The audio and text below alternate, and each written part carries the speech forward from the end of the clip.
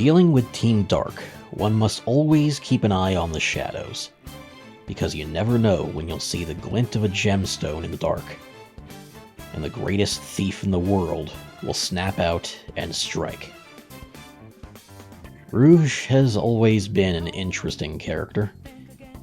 Secretive, manipulative, but endearing. Protective and honest about those she cares for. A supremely talented thief who's nearly a kleptomaniac, but also generous and charitable at times.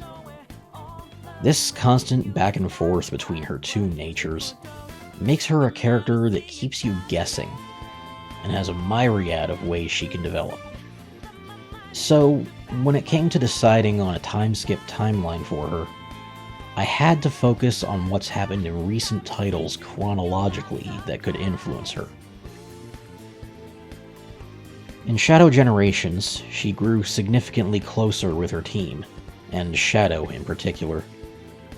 In Sonic Forces, she nearly lost them both, because her own intel led Shadow into a trap, and she couldn't manage to save Omega from being shut down.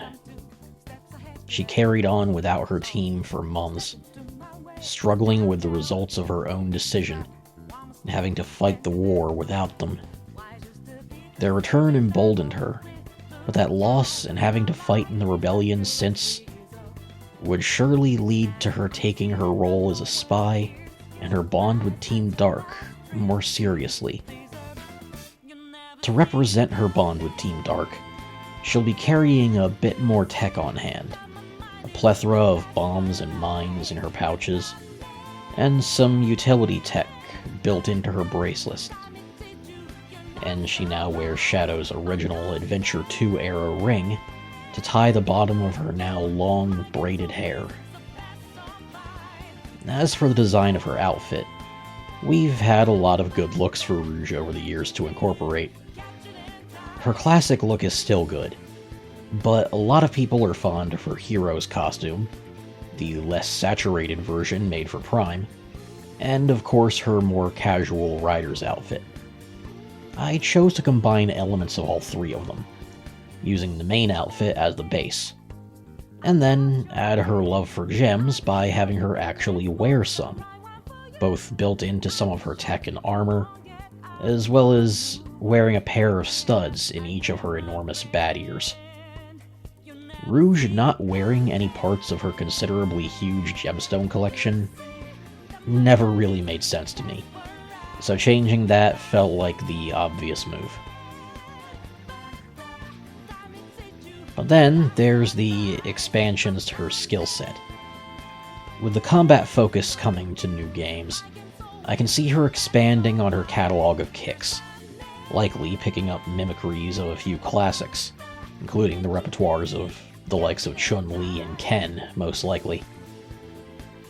Her bombs will become a more commonly used tool with a few different utility options, from planting them as remote or automatic mines, or just throwing large volleys to set off. But the most interesting addition is adding on to the powers instinctive of a bat. For one of my side sketches, I've depicted her using what I call the Siren Call.